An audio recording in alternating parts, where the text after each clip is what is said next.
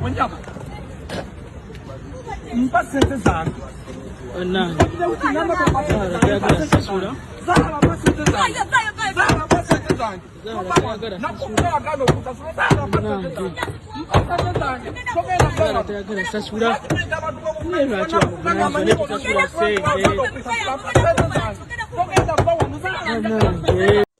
Nkwaniriza nategwe mukwano gwaffe atugoberera era nga nkujukiza nti subscribe ate tewerabira okunyiga akadde osobola okufuna notifications bwe tuleeta videos empya.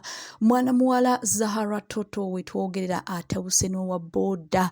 Zahara Toto kigambibwa nti ono wa boda amubanja $5,000 era Zahara Toto bakubye emotoka ye ng'omukuba boda agikoona empa agikuba empi agikoona afuluma amusasule sente z'emitwalo 5 zamubanja. Wabula Zahara Toto mu kwedifendinga akutte sapatu agezaako kulaba nti omusajja amukuba ava ku motoka yange weesonye motoka yange okitegeera.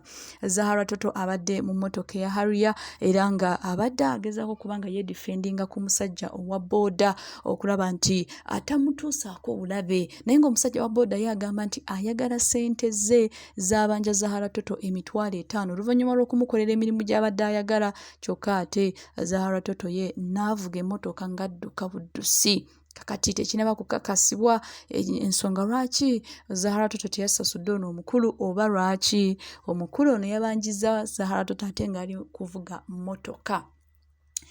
Amawulire amalala ge tuyina age mawulire aga mwana muwala Anti Kaduka. Kakati Anti Kaduka kigambibwa mbu ye n'omwami we tebakyalibona, kigambibwa nti beekyaye. Omukulu Kasuku avuddeyo n'abaako kyayogera ku nsonga za Anti Kaduka. N'agamba nti Anti Kaduka ono gwe mulaba bulijjo atugamba atuwa amagezi kano k'abafumbo bokka.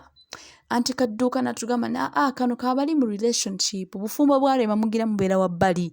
Kakati Kasuka avuddeyo n'abuuza Anti Kaduka bulijjo tubuulirira bulijjo tuwa amagezi kati gwe kiki ekyatuuseewo kwegamba amawulire agaliwo kigambibwa nti Anti Kaduka senga kirabika ebintu bye si birungi ye n'omwami we bandibanga tebakyalibona oba bandibanga bakyawagana. Anti Kaduka obadde okulaba video nga abawala babulaba kano kabafumbo bokka nengamba Anti Kaduka genda mu maaso n'avaayo n'atugamba nti kano kabakyala omusajja simaaba omukolera otya alina waliwo akantu Anti Kaduka kootera okwogera bayitera obbeera nakaawo nga ndaba n'agamba busimaya omusajja oba tebamukola batya anagezo Anti Kaduka okaaba ngolinga ezivuddeko bwe nabuuziza mbu omusajja yakukyaye.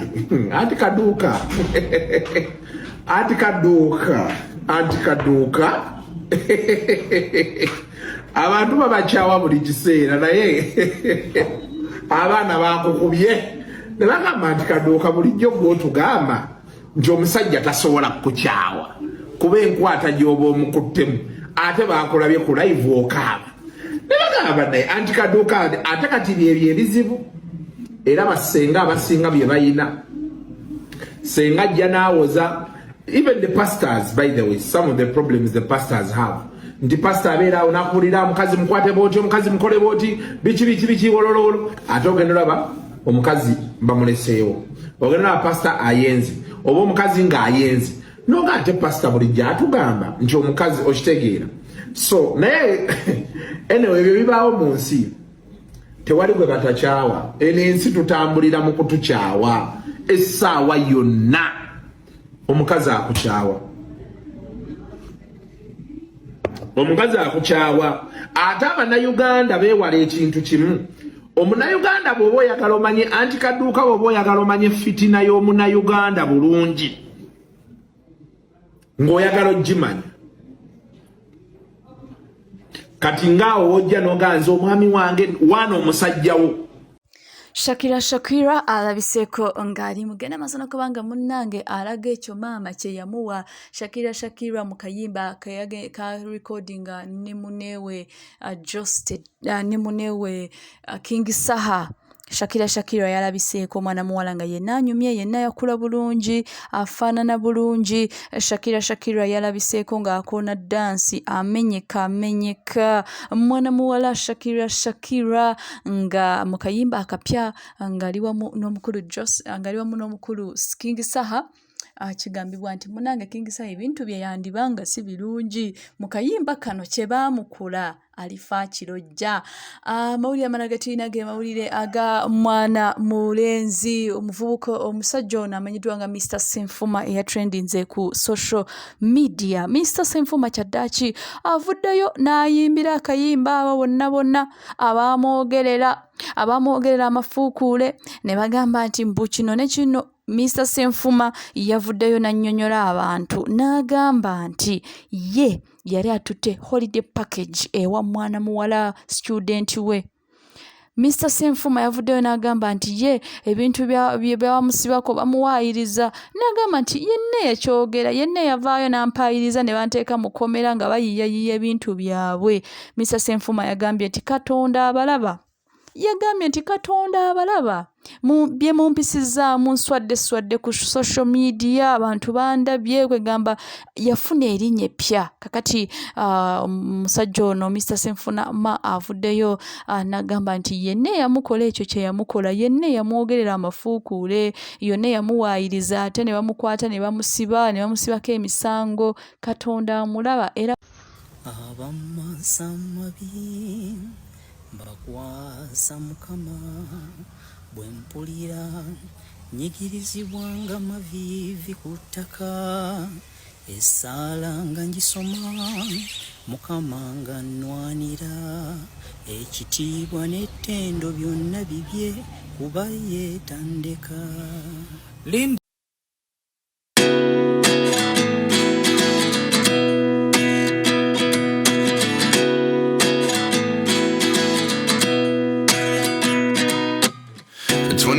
And I find myself wondering what did happen to the last 10. I ran away with my life, fast forward, never turn back again. It's kind of funny that the more we pass time, the more we need to set the rewind. And 19 was the year I had to leave you, but now I'm seeing all the signs. Is this really happening? I can't believe it's true. I'm just as surprised as you. Is this really happening? I can't be too sure, but one day I'll be yours again.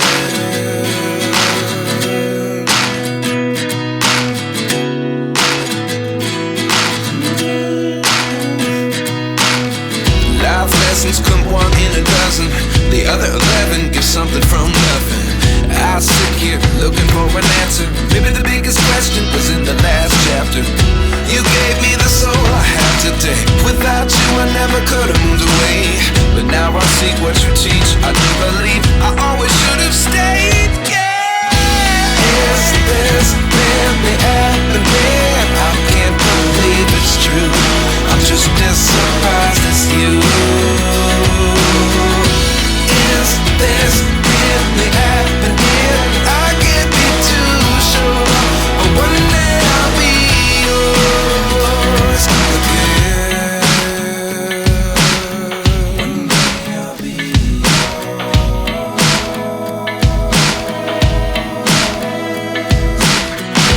One day I'll be yours. I'll be yours.